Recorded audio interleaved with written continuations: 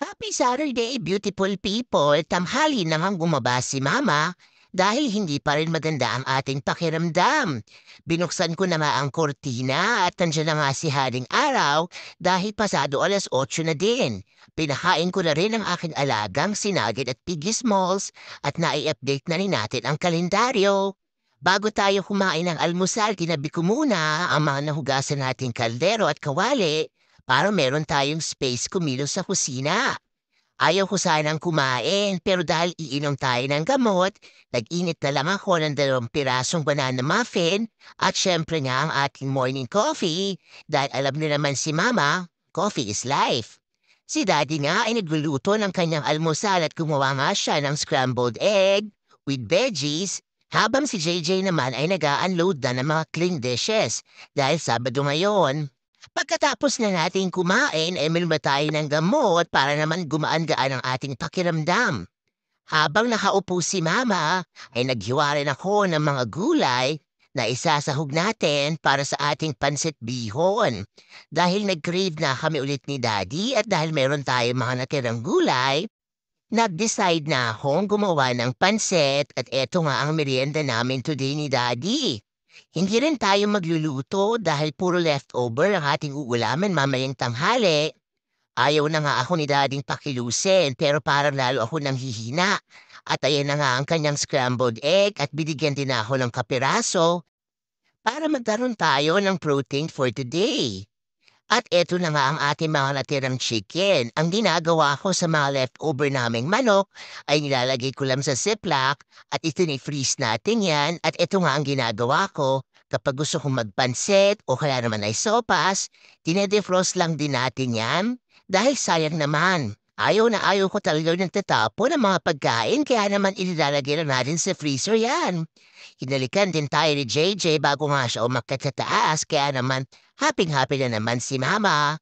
At eto rin ating sibuyas ay kinalahati ko lang at ang kalahati nga ay binalot natin sa cling wrap at eto nga ang ating gagamitin for today. Meron naman tayong ready na carrots na nahiwa-hiwa na. At eto na nga nakaprepare na ang ating gagamitin mamaya para sa pagluto ng ating pancit bihon na gagamitan din natin ng Mama Sita Mix. Pinalambot ko na nga ang ating noodles dahil 2:00 na din at nagugutom na kami ni Daddy. Kaya naman nag-decide na akong tumindig ulit sa kusina. Hindi naman mahirap magluto ng pansit kaya naman sabi ko kay Daddy ay hayaan niya muna akong kumilos dahil pakiramdam ko nga ay lalo akong manghihina. Ganyan nga talaga siguro kapag sanay ang katawan mong kumikilos araw-araw. At eto na nga, ginisa ko muna ang chorizo dahil hindi pa yan luto. Pagkatapos ay isinabay ko na din ang ating manok. Hindi na natin papatagalin yan dahil luto na naman yan kaya konting gisa lang ay okay na rin. At eto mga ganito ako magluto ng pansit. Sandaling-sandali lang yan at inilagay ko na din ang mga gulay. Ununa ko muna ang carrots at sinabay na natin ang repolyo. Pagkatapos ay ilagay na natin ang Mama Sita Mix at yun na nga ang ating sabaw for today. Hindi ko rin ino-overcook ang gulay. Kaya pagkatapos kong palambutin ang bahagya, ay tinanggal na muna ni Mama yan bago natin ilagay ang mga noodles. Ang sabaw nga na ginamit natin dito ay ang broth pa na ginamit ko nung nagpakulo tayo ng baby back ribs. Nilagay ko lang sa fridge dahil malasa ang pinahuluan ng baboy at yan nga ang ating sinabaw for today.